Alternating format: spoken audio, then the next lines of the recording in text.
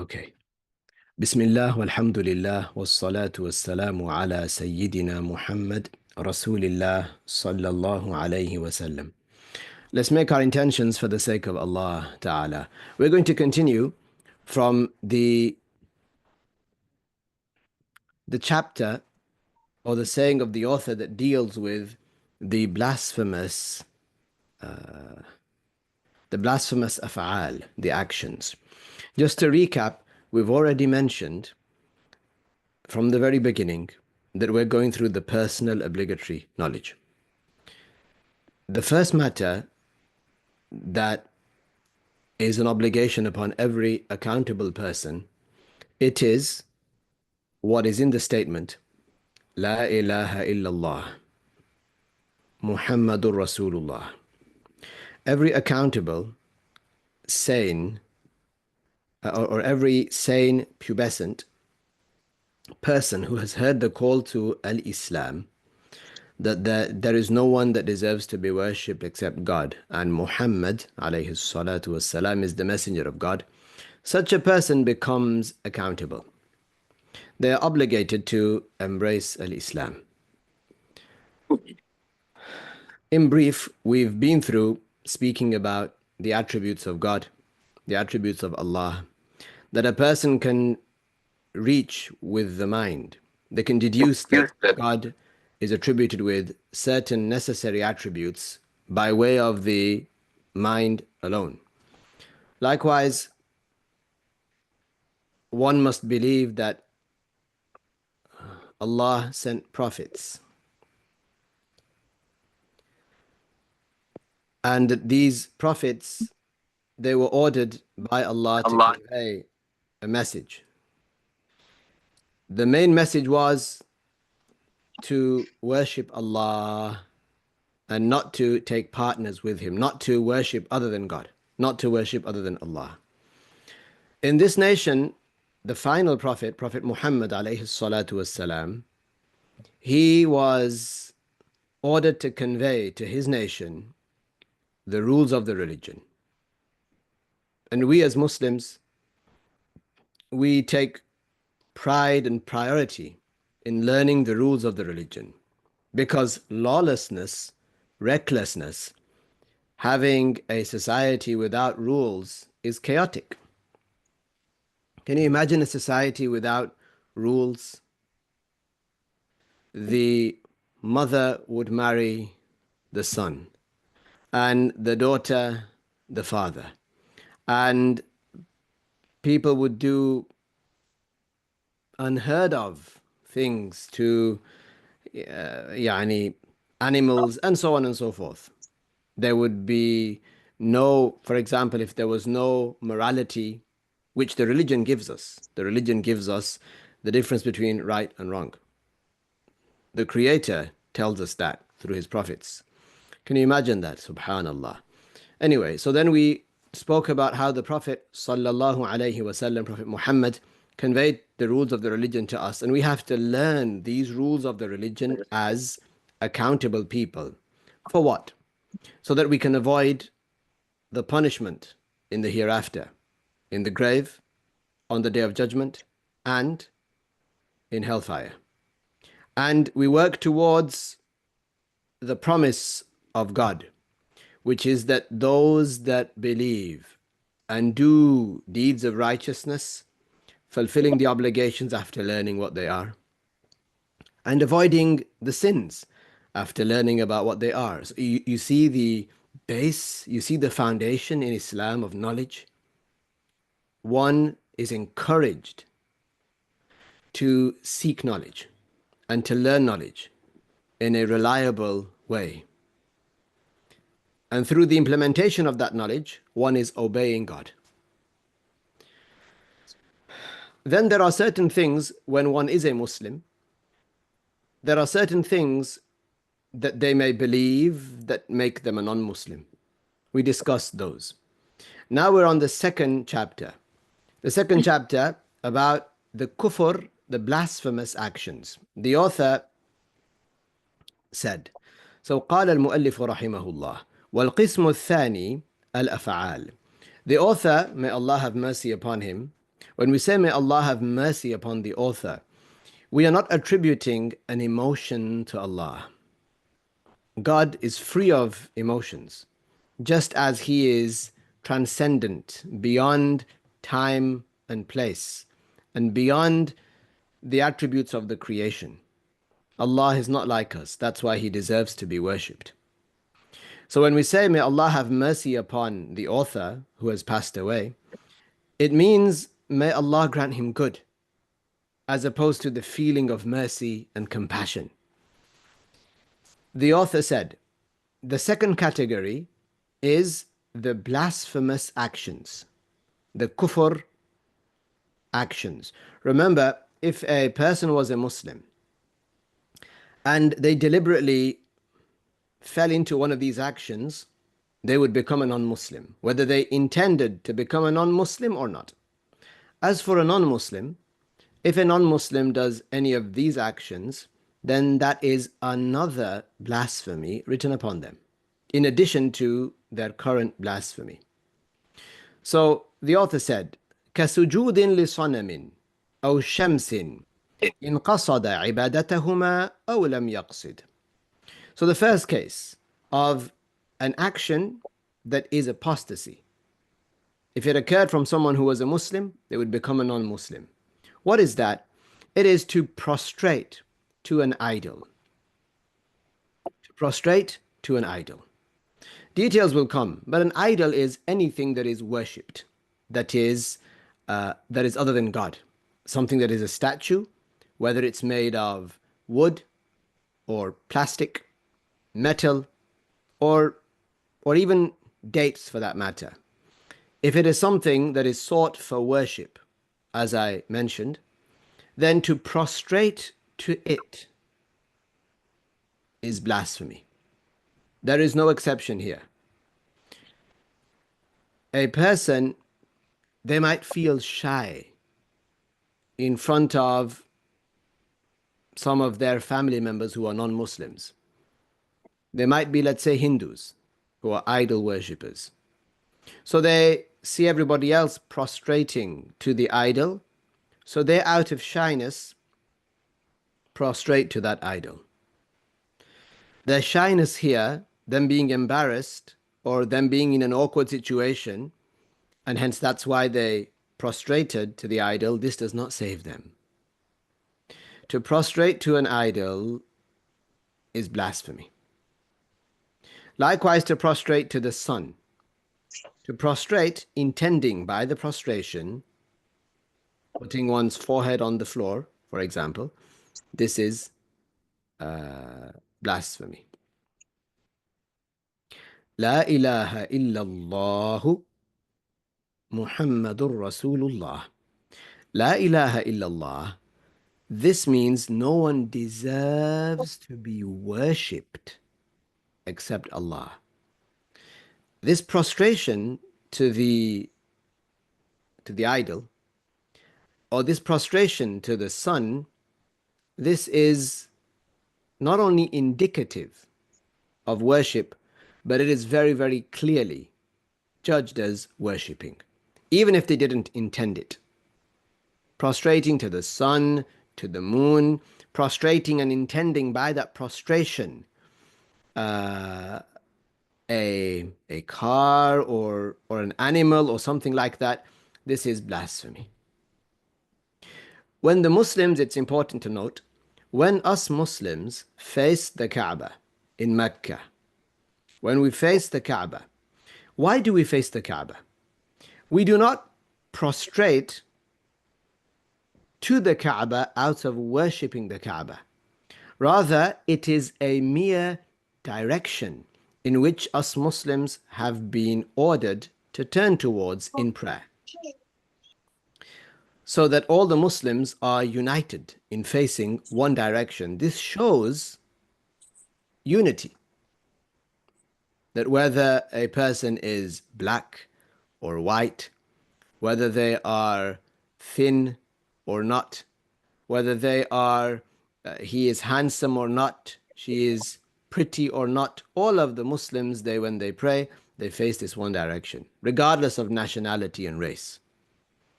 So when we face the Kaaba and we pray and then prostrate, we fall down on our foreheads, we put them on the ground, then this is because Allah ordered us to face that direction. And it is not the case that we are intending to prostrate to the Kaaba, actually to the Kaaba. No. When we prostrate, we're intending to prostrate, showing our submission to God, Tabaraka wa Ta'ala. Now, the second case, وَالسُّجُودِ لِإِنسَانٍ إِنْ كَانَ عَلَى وَجْهِ الْعِبَادَةِ. And likewise, prostrating to a human being with the intention of worshipping this human being. With the intention of worshipping the human being. Of course, this is blasphemy.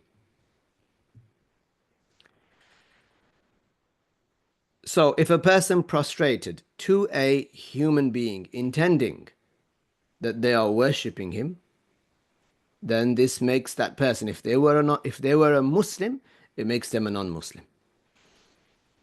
كسجود بعض الجهلة لبعض المشايخ المتصوفين على وجه العبادة لهم فإنه يكون عندئذ كفرا وإن لم يكن على وجه العبادة لهم لا يكون كفرا لكنه حرام. Like what some misguided, like what some ignorant people do when they prostrate to their Sufi, so-called Sufi Shaykhs, intending to worship them, then indeed that is then blasphemy. Up to here, there are people, وَالْعِيَاذُ بِاللَّهِ, who when their Shaykh stands in the middle, in the past, they would prostrate to him. They would prostrate to him. If that prostration was out of worshipping this person, then no doubt all of them that prostrated to him with that intention blasphemed. وإن لم يكن على وجه العبادة لهم لا يكون كفرا لكنه حرام. However, if they intended by that prostration something other than worship, like for example, they intended to salute him, or out of respect, they did that. They prostrated to their sheikh or their teacher and so on. If they did that with that intention, then it would not be kufr, it would not be blasphemy, it would not be apostasy, but it would be sinful. It would be haram. So notice the difference in these cases. If a person prostrates to something that is not human, it's not human. If they prostrate to it, then this is kufr, regardless of whether it's a chair or it's a wall or a laptop or a pen. In these examples, they're prostrating to a non-human. This is only interpreted as worship. So because they are worshipping other than Allah, because this is something only a non-Muslim does, doing that makes them fall into blasphemy. And we don't look at their intention here. That's one case. The second case is if a person prostrates to a human being.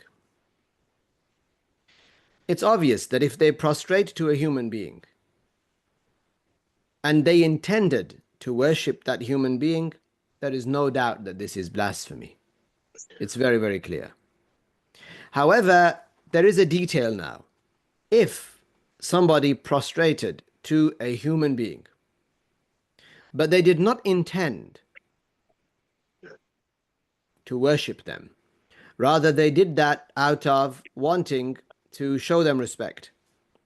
They did that out of wanting to salute them.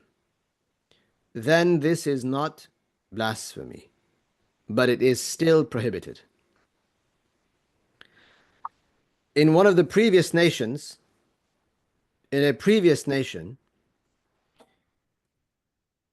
the people were allowed, the Muslims were allowed to prostrate to an honorable human being with the intention of saluting him, with the intention of respect.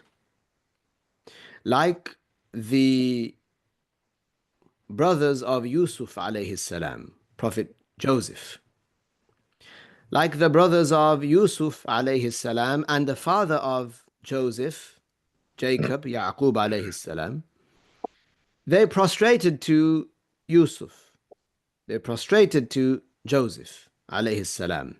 After they were reunited with him and they all went to Egypt, they prostrated to him just as he had seen in his dream when he was younger.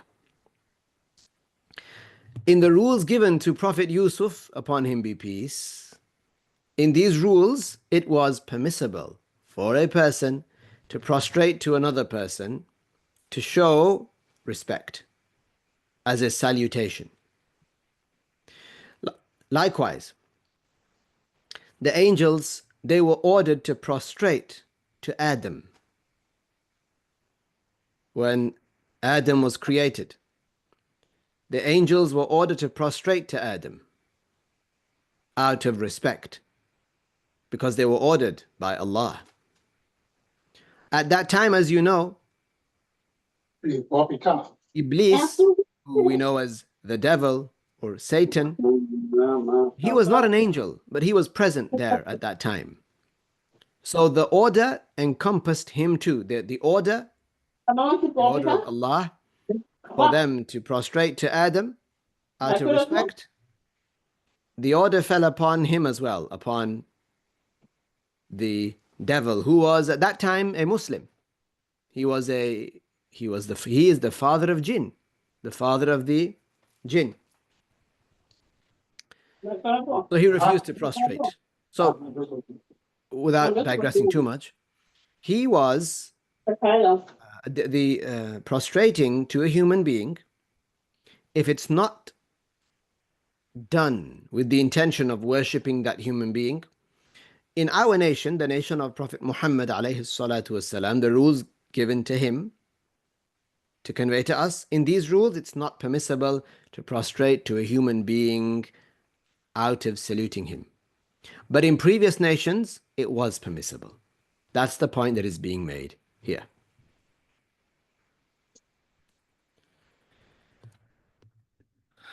Okay.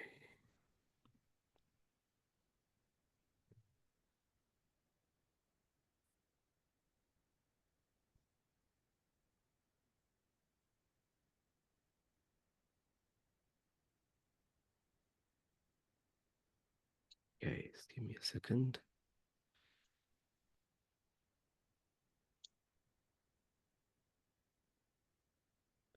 Okay, so I hope that is clear for everybody.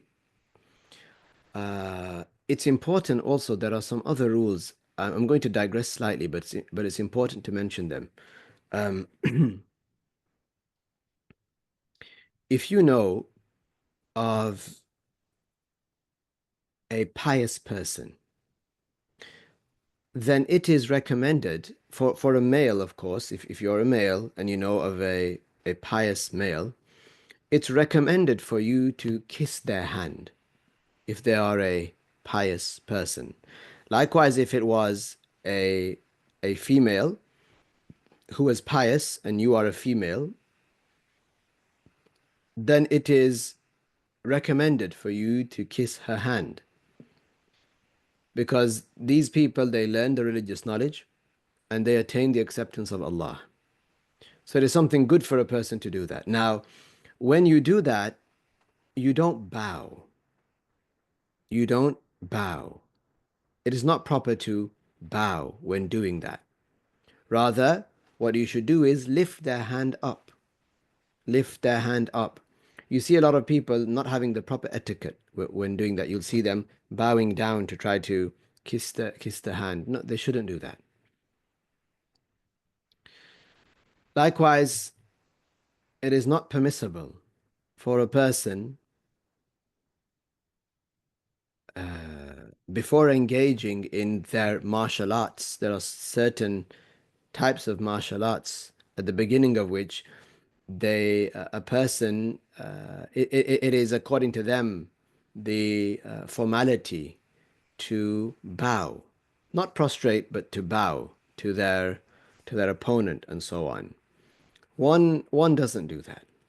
One doesn't do that. One does not do that. One is not allowed to do this with yani, some extra details, but one should not do. One is not allowed to do that, especially in certain cases. Also, what is important to note is that sometimes you see some ignorant people when they go to the graves of some of the pious people.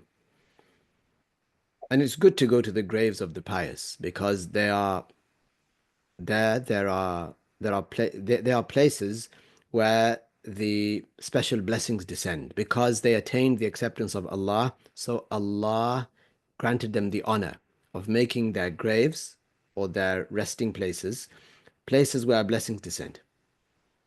If you go there and you supplicate to Allah, you ask Allah while you are there, then because it's already a place of blessings, your dua, your supplication is more likely to be answered.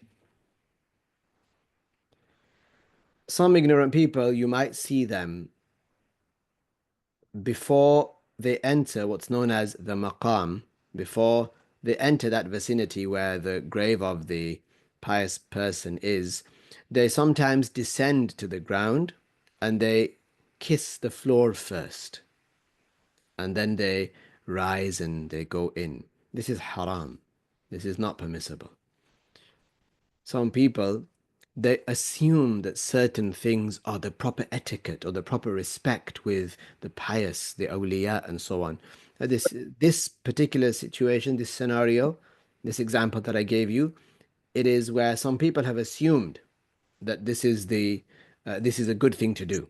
This is not a good thing to do. This is haram. This is haram. Al-Imam Ahmad al-Rifa'i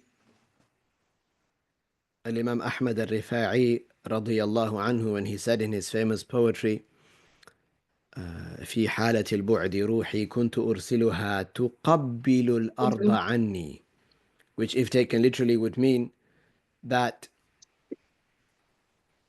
I would send my soul to kiss the ground where you are. This is metaphorically speaking. This doesn't mean that you would actually do that. This is metaphorically speaking.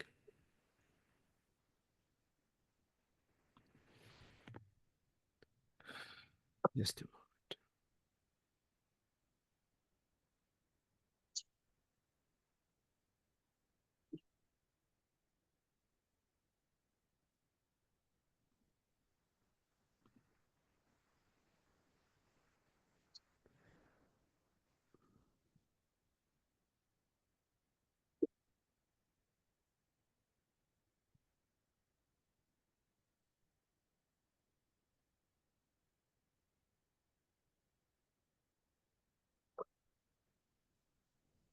Just give me a moment, please.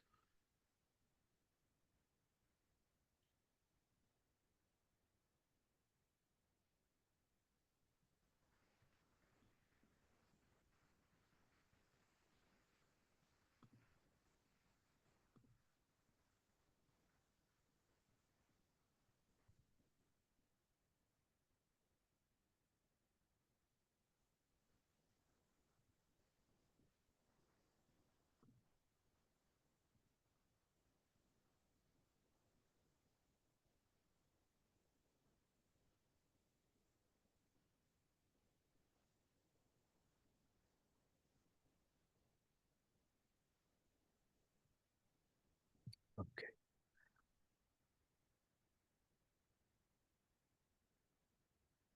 So the author said, الشرح أن القسم الثاني من الردة الردة الفعلية. The explanation is that the second category of apostasy is what pertains to the apostate actions, the blasphemous actions. وَذَلِكَ كَسُجُودٍ لِصَنَمٍ. And that is like prostrating to an idol. What is an idol? وَهُوَ مَا اتُّخِذَ لِيُعْبَدَ مِن دُونِ اللَّهِ إِن كَانَ مِنْ حَدِيدٍ أَوْ جَوْهَرٍ أَوْ خَشَبٍ أَوْ حَجَرٍ أَوْ غَيْرِ ذَلِكَ. An idol is what is taken to be worshipped unrightfully. It's taken to be worshipped other than Allah. So one should worship Allah, of course. But one takes an idol to worship it. Whether it was made of a type of metal, a precious stone, wood, stone, rock, or other than that. It doesn't matter what it's made of. فَمَنْ سَجَدَ لِصَنَمٍ اعْتِقَادًا أَوْ بِغَيْرِ اعْتِقَادٍ فَقَدْ كَفَرَ. And so whoever prostrates to an idol, whether they believe that the idol is actually God, or they believe that it's deserving of worship, or not, they didn't believe that, then indeed this person has blasphemed. كَذَلِكَ الَّذِي يَسْجُدُ لِلشَّمْسِ وَنَحْوِهَا. Likewise commits blasphemy the one who prostrates to the sun and other than it. فَإِنَّهُ يَكْفُرُ. For indeed such a person commits blasphemy. وَلَوْ قَالَ إِنَّهُ لَمْ يَقْصِدْ عِبَادَتَهَا. Even if a person says, but I did not intend to worship it. Here in this case, this person is judged as a blasphemer. أو يسجد لأي مخلوق آخر لعبادته. Likewise, if a person prostrates to any other creation with the intention of worship. You see, this is a separate case, okay, slightly. It's now including everything that a person prostrates to with the intention of worship. So what's it including now? It's including now humans. If a person prostrates to a human with the intention of worshipping that human, then they commit blasphemy. أما من يسجد لملك أو نحوه على وجه التحية لا على وجه العبادة له فلا يكفر لكن ذلك حرام في شرع نبينا محمد صلى الله عليه وسلم على الإطلاق. However, as for someone who prostrates to a king, for example, or similar to that, to salute them as a gesture of respect, or to salute that person, not with the intention of worshipping that person, then this is not blasphemy. This is not blasphemy. However, that is still prohibited in the laws revealed to our Prophet Muhammad sallallahu alayhi wasallam. It is prohibited. It is haram. It is not permissible. Even if they didn't intend worship, but they intended to salute this person, still it is not permissible. وَكَانَ جَائِزًا. And it used to be permissible في شرائع من قبله من الأنبياء السجود للإنسان على وجه التحية والتعظيم. And it used to be permissible in the legislation, in the laws revealed to some of the prophets. All the prophets were Muslims, from Adam all the way to Muhammad, their seal. Upon all of them be peace and blessings. So all of them taught Islam. All of them called to the worship of one true God. But the laws that were revealed to them, they were different. For example, we pray 5 prayers. We pray 5 obligatory prayers. In some nations, like Bani Israel, the children of Israel, to whom many prophets were sent, Musa and Harun, Moses and Aaron, and many others, Jesus, Isa alayhi salam, was sent to them also. They were obligated to pray 2 prayers in the day. And like this, so the rules are slightly different, but always, always, always, all of the prophets ordered that people worship one true God, to worship Allah alone.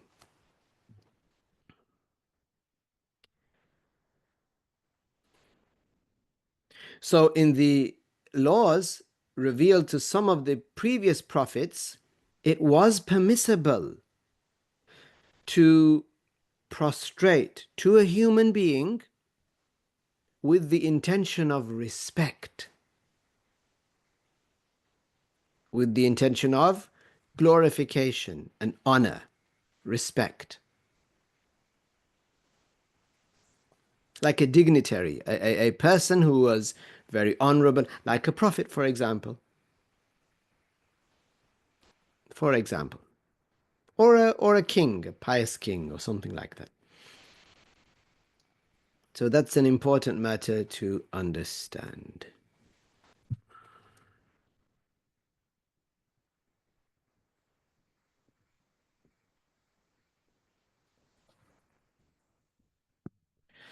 Saluting as done by a soldier, is that prohibited? No, no, it's not prohibited. If a person is doing that to a Muslim, if they're saluting a Muslim soldier, then that is not prohibited. That's not prostrating. That's not like prostrating. Saluting a person, how might you do it nowadays? You might showing glorification of that person, showing that they're an honorable person. Like I said, like kissing the hand, for example, that would be something that's permissible if it was an honorable person. However, if this person was, let's say they were a Muslim and they were wealthy, they were rich, but they used their wealth for sinful things. They used their wealth for sinful things. To kiss the hand of a wealthy person, like the one that I described to you, this is disliked. It's not a good thing to do that. It's disliked.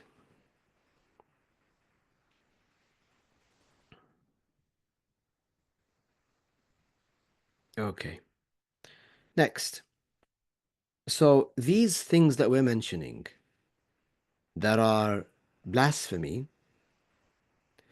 they only occur from non-Muslims. That's why they're blasphemy. There are things that only non-Muslims do. So if a person was a Muslim and they deliberately did this thing, then because it's something that only a non-Muslim does, that person that was a Muslim becomes a non-Muslim. Here is another example. ومن الكفر الفعلي إلقاء المصحف أو نحوه مما فيه شيء من القرآن أو رمي اسم معظم أي كاسم محمد مرادا به الرسول صلى الله عليه وسلم واسم عيسى مرادا به المسيح ابن مريم عليه السلام أو ما فيه شيء من الحديث أو من علم شرعي بقاذورة أو قذر طاهر كمخاط أو بزاق لأن فيه استخفافا بالدين ومماسته بشيء من ذلك كفر أيضا. Let's go back. So among what is a kufr action is to cast, to throw the book of the Quran the holy book of the Muslims, the Quran, to throw it into the bin. This is kufr. Why?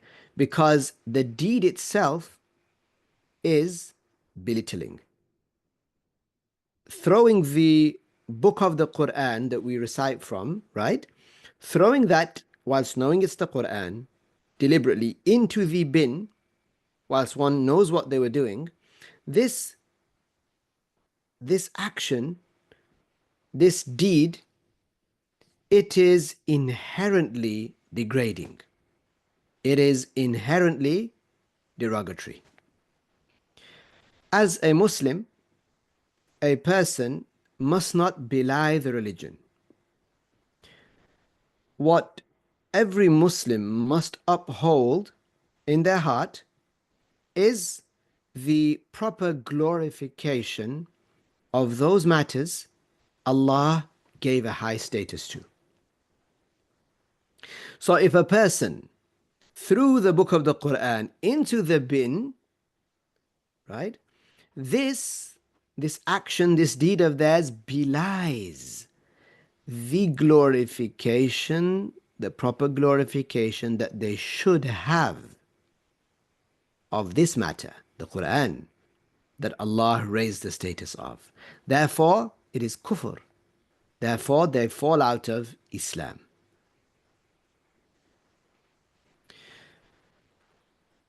So, to throw into the bin the book of the Quran or what is similar to it,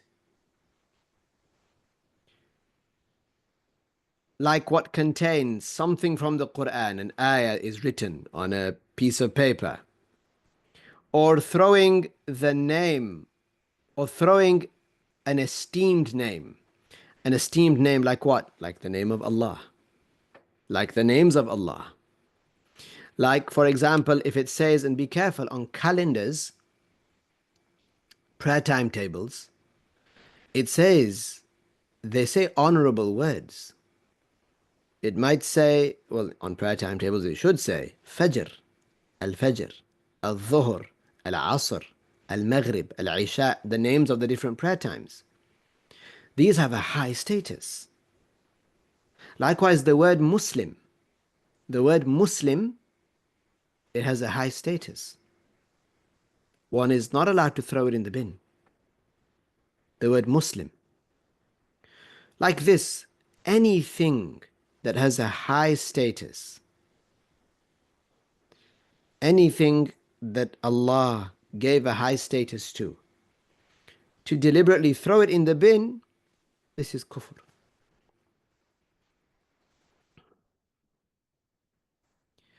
Likewise, if somebody threw the name Muhammad, as it's written there, Mim, Ha, Mim, Dal. If it was written Muhammad, and the one that was meant by it was Prophet Muhammad alayhi salatu wassalam. When it was written, who was meant by it? Prophet Muhammad sallallahu alayhi wasallam, upon him be peace.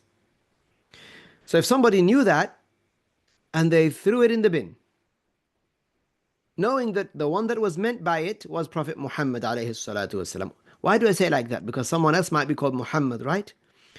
So they knew that it was the Prophet who was intended by that, and they threw it in the bin on purpose. They blaspheme.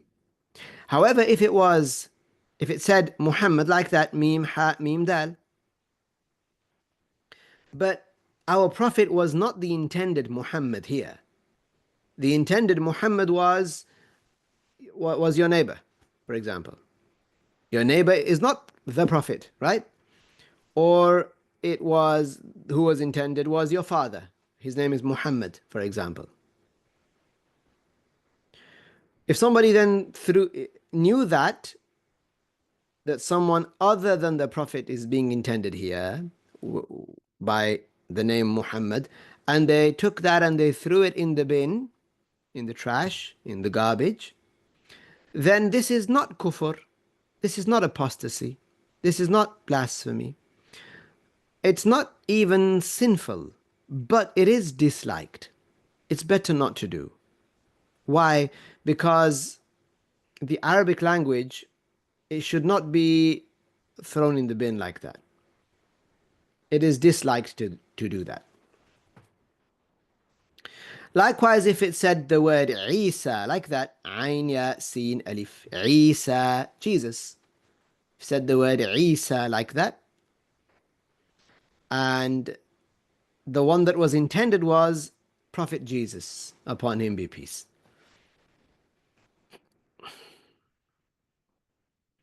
Prophet Jesus, alayhi salam, is the fourth best prophet out of approximately 124,000 prophets. The best is Prophet Muhammad, alayhi salatu wassalam, then Ibrahim, alayhi salam, Abraham, then Musa, alayhi salam, Moses, at number 3. Number 4 is Isa, alayhi salam, Jesus. And number 5 is Nuh, alayhi salam, Noah, Prophet Noah. So if somebody knew that on a piece of paper it said Isa, and the one that was intended was the Prophet, the Messenger of Allah, Isa, Jesus, and they deliberately threw that in the bin, this is kufr. However, if it was your nephew who's called Isa, or if it was the greengrocer or the butcher or someone, this is not Prophet Isa, right?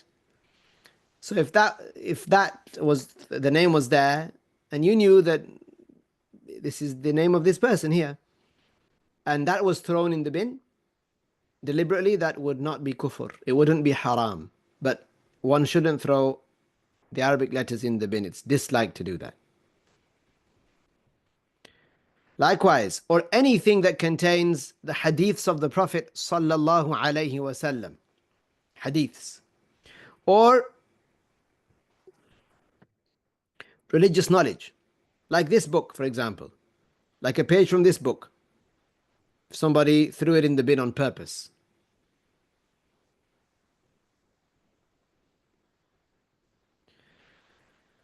if they threw it biqadhura, they threw it into the bin, or something that is pure but disgusting, like nasal mucus, if it gathered outside and someone put religiously respectable, Islamically respectable material on there, this would be kufr.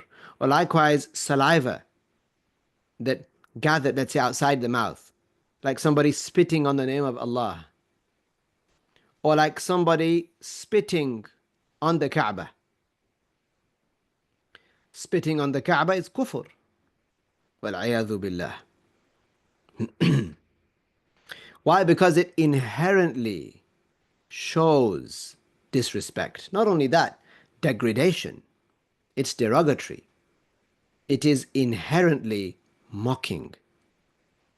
When has spitting on something, when has it been to show its high status?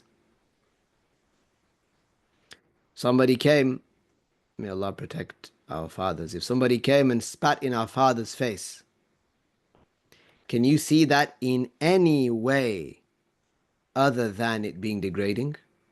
No, you cannot. It's degrading. Why? لأن فيه استخفافا بالدين. Because this contains belittling the religion. There are things that Allah gave a high status to, and they preserve that status. The status, the high status, it is preserved in the religion for these matters. We need to uphold that. So for any of these things, like we said, for any of these esteemed words and matters, to go into the bin or to touch that and so on, then this is kufr, as I described.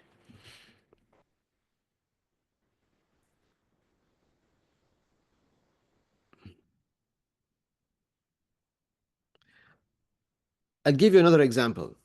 Among the kufr actions, Let's just finish this actually first. وليس الحكم كذلك إذا كان هذا الاسم من نحو محمد مرادا به غير اسم النبي صلى الله عليه وسلم فإنه لا يكون إلقاؤه في القاذورة كفرا ولا حراما إلا أنه مكروه لأن فيه امتهانا لحروف اللغة العربية.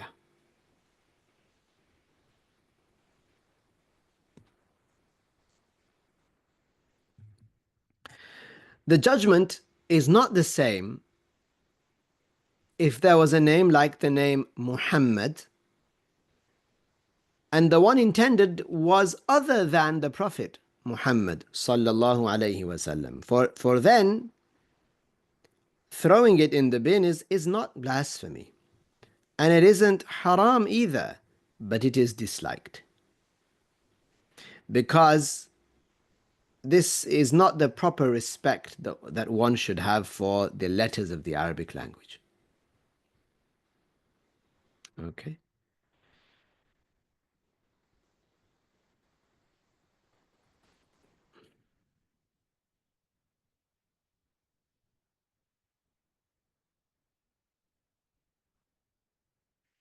To give you some more examples, these are important examples. Among the blasphemous actions is for somebody to write the Quran with urine. It somewhat disturbs me, of course, to mention that, except that we are warning against it. And we have to bring it up because some people, unfortunately, in their books, especially some Hanafis, it's found in some Hanafi books. Allah knows best who was the first person to write this abhorrent matter. It is very clear to anybody that it is kufr to write the Quran with urine. In some books it is claimed that if a cure is known for a certain illness by writing ayahs of the Quran in urine, then it is permissible, وَالْعِيَاذُ بِاللَّهِ, to write the Quran in urine. If it's known that it will cure. Allah Tabaraka wa Ta'ala revealed to Prophet Muhammad alayhi salatu wassalam, إِنَّ اللَّهَ لَمْ يَجْعَلْ شِفَاءَكُمْ فِي مَا حَرَّمَ عَلَيْكُمْ. Indeed, Allah Ta'ala did not make cure in that which He prohibited.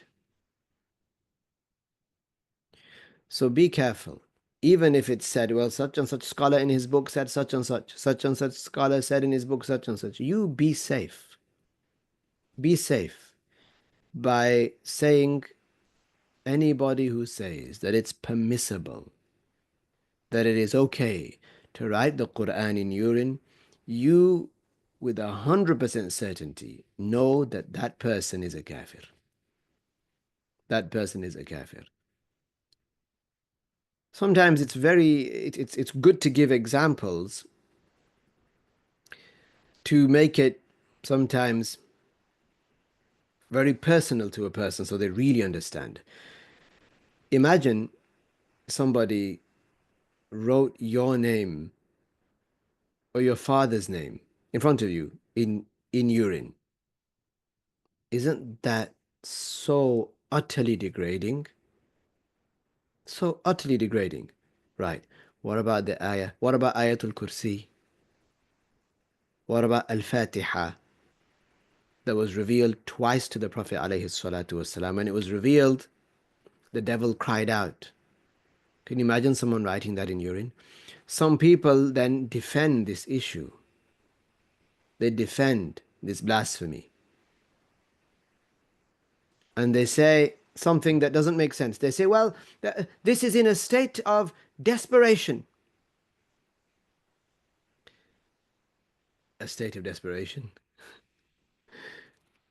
You say to that person, you want to commit kufr for a supposed, in your own words, potential cure that might occur. There is no cure in doing kufr. This is something that they are deluded in. Anyway, a person needs to be very, very careful. This was attributed to one of the scholars known as Ibn Abidin. Ibn Abidin in his Hashiyah, famous Hashiyah. But in that very book, in another place, he mentions that it is kufr to write the ayahs of the Quran or the name of Allah with najasa. So what it seems is that this was that abhorrent matter was later added to one of his books. But there are, especially in the Hanafi books, this matter exists. Wal-ayadhu billah. Wal-ayadhu billah. Now, we don't point the finger at the scholars who authored those books for fear that it might have been inserted into their books later on. We didn't hear those scholars say those things or actually write those things. Books are printed and things are added and taken out. So we can't be sure, but we know what to judge as kufr. We know kufr to be kufr. That's the first matter. Second matter is that it is blasphemy for a person to do the cross sign. To do the cross sign.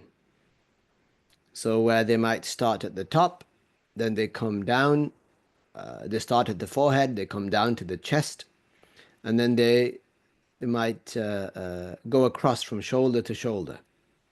To make that cross sign is something that only a kafir does. This is not something that a Muslim does. This is not at all something that a Muslim does. So whoever does that, if they had been a Muslim, if they do that, then they become a non-Muslim.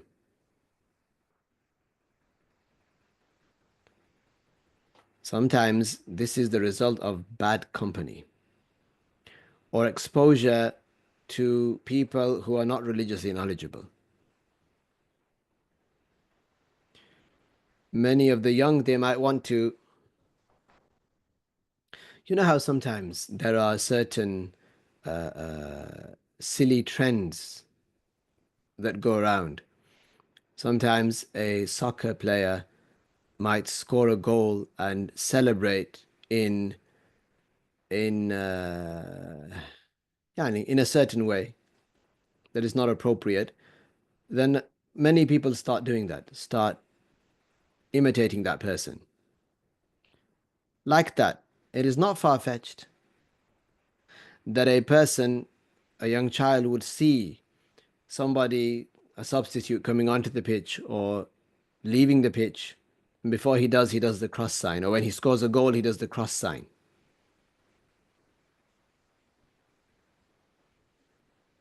So it's not far-fetched to think that when this Muslim child, for example, who was exposed to that, scores a goal, for example, and one might say in the fun of it, he does the cross sign. Wal-ayadhu billah. This is not something that Muslims do. This is not something that Muslims do. Likewise, be careful when it comes to warning against something kufr, like, for example, something that is inherently kufr, like for the name of Allah to be written on a shoe. This is kufr, of course. This is kufr. How do we warn against that? Verbally. We don't forward pictures. We don't send the picture to somebody else. We don't do that.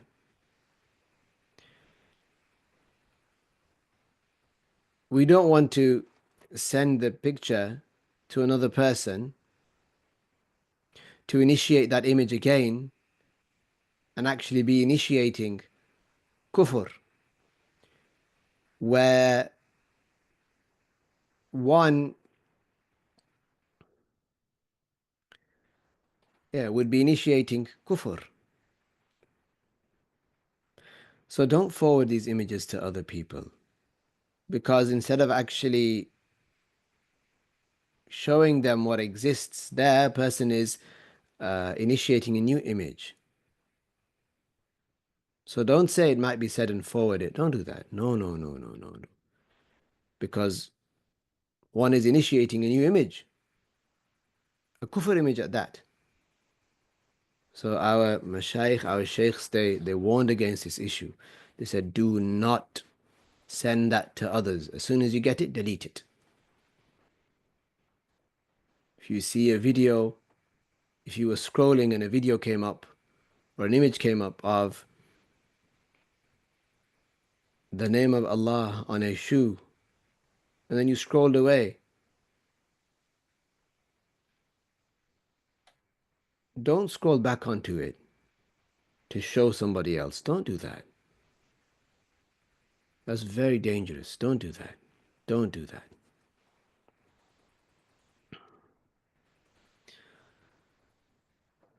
We warn against these matters verbally. These matters specifically. It doesn't benefit a person. I'll give you an example. It doesn't benefit a person to say, it might be said, and then to prostrate to an idol. It does not benefit a person to say, it might be said, and then to step on the Quran. It doesn't benefit a person to say it might be said and then to throw the Quran in the bin.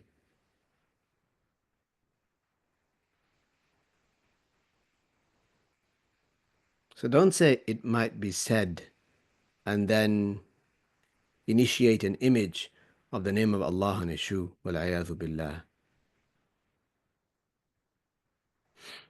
We warn against it verbally. We warn against it verbally. It's easy. Look, I said it. All of you understand, right? All of you understand.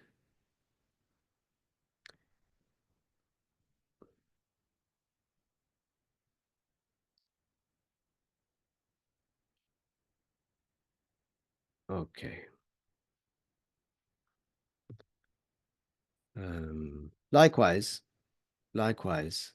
one needs to control their emotions. Your emotions, my emotions, our emotions, we need to curb them. With what? We need to have a metaphorical stick. When our emotions are getting out of control, we need to pull them back. Okay? Because and how do we do that? With rules of the religion. If we learn the rule of the religion, we know how to set our emotions aside, right? Give you an example. I've mentioned this a couple of times actually. There was an ignorant man who, subhanallah, he didn't have any arms. His arms, his limbs, his arms from here, they were cut from his shoulder, I think. He didn't have any arms. Okay.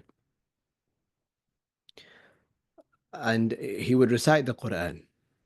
He had a big mushaf, a huge book of the Quran, and he would recite from it. And وَالْعِيَاذُ بِاللَّهِ مِنَ الْكُفْرِ, blasphemy. He would turn the pages with his feet. This is kufr. To put the foot on the Quran is kufr. Even in this person's case. Some people, if you ever came across this, inshallah you won't.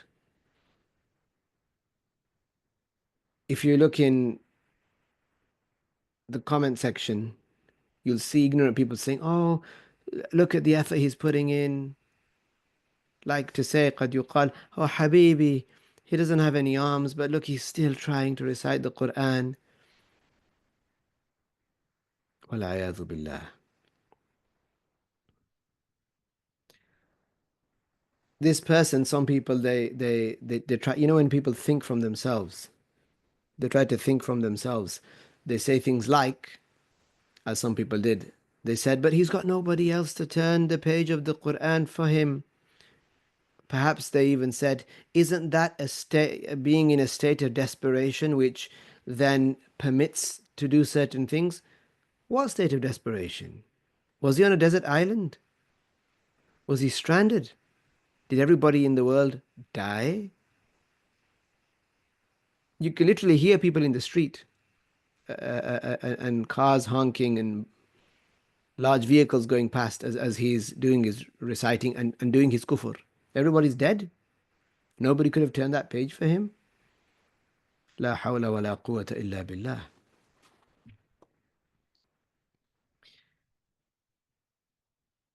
So we judge by the religious law. Our shaykhs warned us against this scenario where there was a person in a printing house, publishing house, and they were publishing books of the Quran. They were printing books of the Quran, masahif. And he wanted to get, one of the workers in the warehouse, he wanted to get to an upper shelf, a high shelf. And so what did he do? There was a pallet or a crate, let's say, a pallet of books of the Quran piled on top of each other. What did he do? He got on top of it with his feet. وَالْعِيَاذُ بِاللَّهِ. He got on top of it with his feet. He said, what are you doing? This is kufr. لا حول ولا قوة إلا بالله.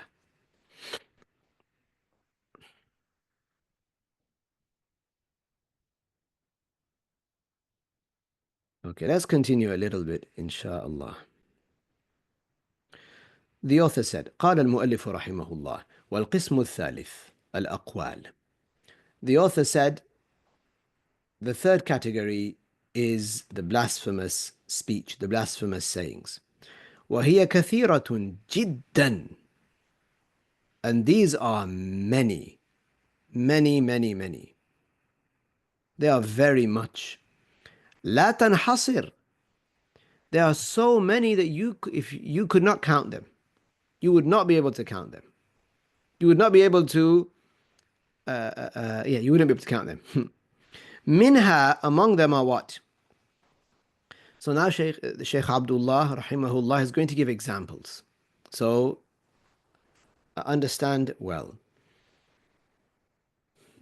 He said, منها أن يقول لمسلم يا كافر أو يا يهودي أو يا نصراني أو يا عديم الدين مريدا بذلك أن الذي عليه المخاطب من الدين كفر أو يهودية أو نصرانية أو ليس بدين لا على قصد التشبيه.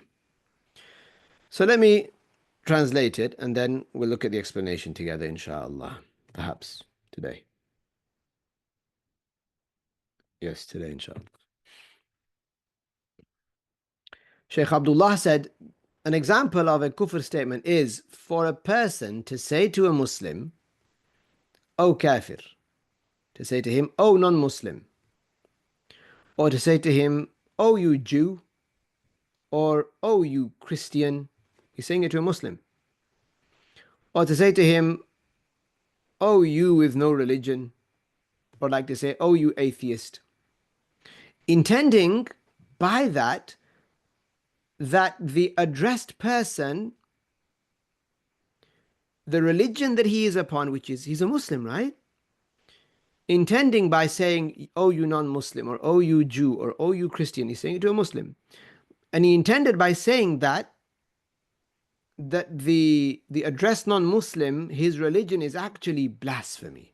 That it's actually blasphemy and not Islam, although he knows he's a Muslim. Or that it's actually Judaism or Christianity. Or that the Islam that he's upon, it's not a religion. This is kufr. That person who calls that Muslim a non-Muslim, whilst knowing that that person is actually a Muslim, the accuser is charged with blasphemy. لا على قصد التشبيه. However, if his intention was not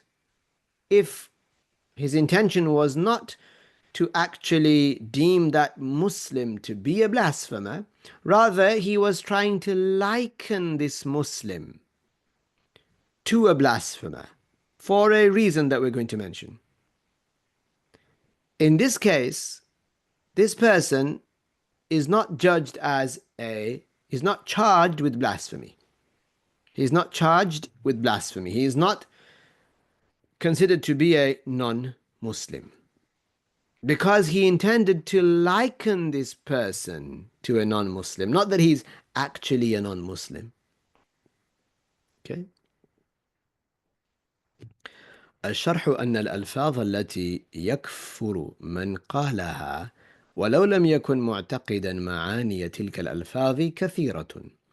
Explanation: that the statements that the utterer of which becomes a blasphemer, even if he did not believe in the meanings of those words, these statements are many. What this means is, look, if a person is a Muslim, okay, he goes out one day and he wants to joke, and he says, I am the Son of God. It's a blasphemous statement. Does he believe that he is the supposed Son of God? He doesn't. Despite not believing it, he knows that Allah doesn't have a son. He claims to be Muslim. So this person, he doesn't believe in that statement, but he said it whilst understanding its meaning. He is charged with blasphemy. Why? Because he said it and he understood it, even if he doesn't believe it. Even if he doesn't believe it. These statements are many. كقول الشخص لمسلم, like someone saying to a Muslim, يعرفه مسلما, who he knows to be a Muslim, to say to him, oh kafir, ya kafir,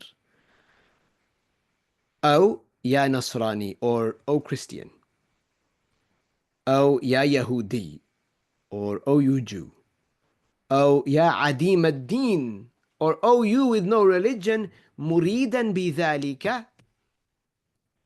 مريدا بذلك أنه ليس على دين الإسلام, intending by that you are not a Muslim. فذلك ردة تخرج قائلها من الدين. That is apostasy.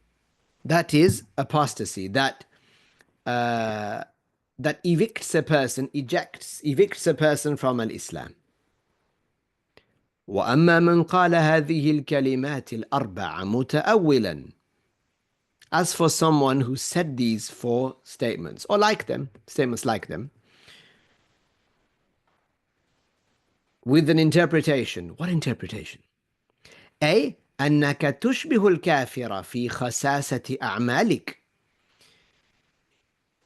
When he said to this person, you are a kafir, what he understood and meant by that was that you are like certain non-Muslims who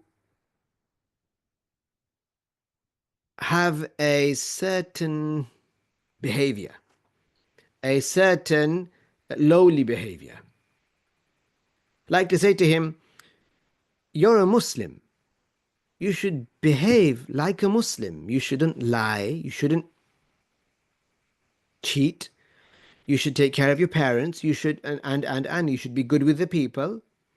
But you're acting like some non-Muslims who don't uphold these values.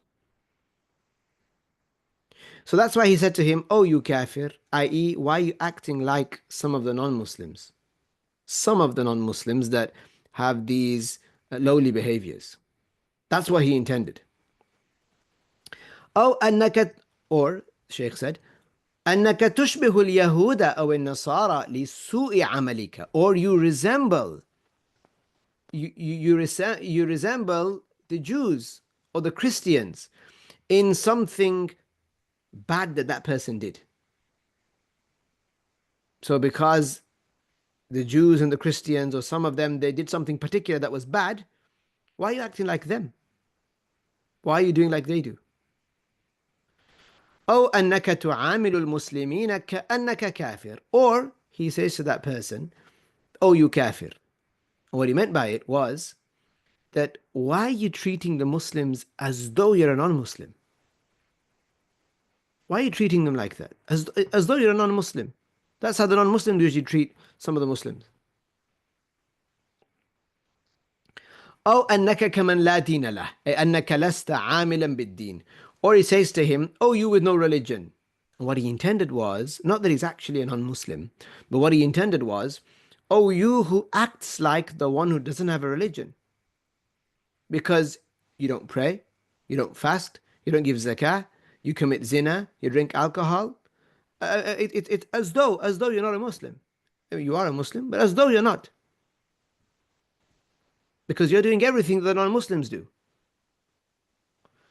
So that's what he meant when he said, oh, you without a religion. He didn't actually mean you're a kafir. Because if he had meant you're a kafir, it would have come back on him. He would have committed kufr. But he was comparing him, likening him to a non-Muslim because of his behavior.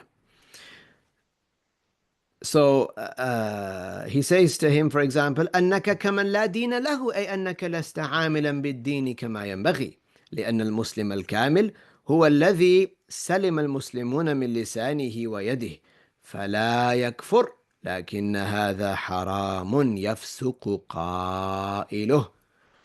Such a person who compared the Muslim to a non-Muslim in something specific, like a behavior, a bad behavior. Hence, that's why he said to him, oh, you non-Muslim, or oh, you Jew, or oh, you... For example, there might be a non-Muslim who is stingy, who is tight-fisted, or a group of non-Muslims who are known by the Muslims and the non-Muslims to be miserly, stingy, tight-fisted, not generous. So a Muslim saw another Muslim being tight-fisted, not paying zakah, for example. So he said to him, come on, you Jew, comparing him to that person who he believes to be tight-fisted, that non-Muslim that he believes to be tight-fisted. He called him a Jew, but he didn't mean that you're actually a kafir, you're actually a non-Muslim. What he meant was, you're like that, in that you have that attribute in you. This is not kufr, but it's an enormous sin. This is not kufr upon that person, but it's an enormous sin. The accuser, the one that said, oh, you such and such, this is not kufr, but this is an enormous sin. The one who said that becomes a fasiq, an enormous sinner.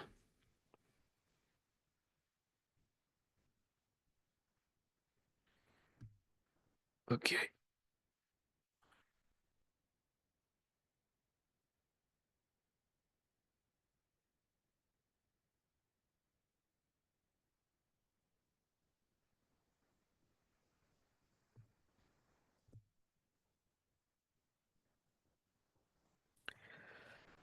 You said here, would it be blasphemy if one says you act like a Jew? In one's actions. In one's actions, this is something that... So he's obviously comparing... he's obviously comparing a Muslim to the actions of a Jew. So no, that wouldn't be blasphemy.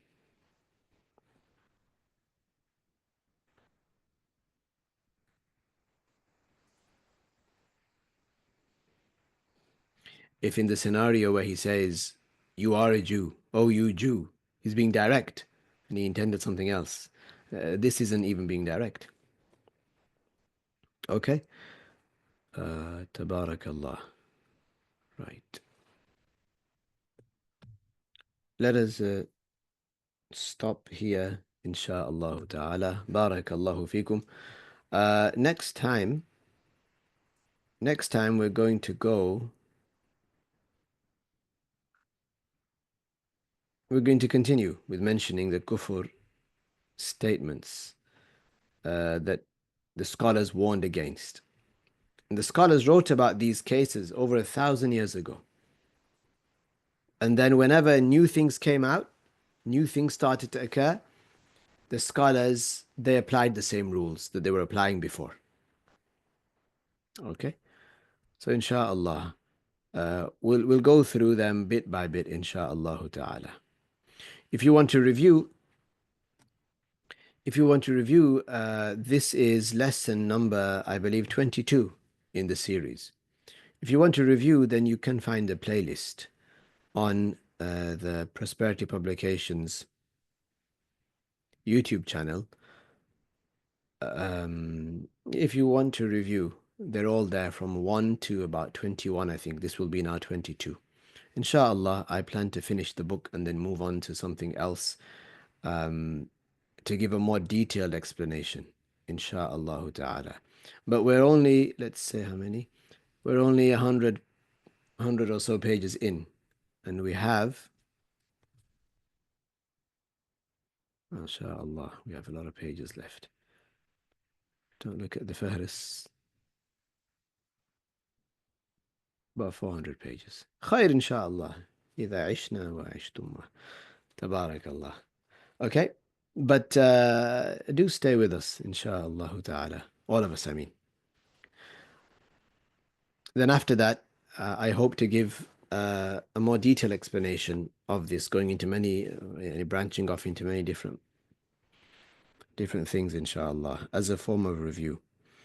Or that might be reserved for people who are taking notes, inshallah, or who will take notes and want to be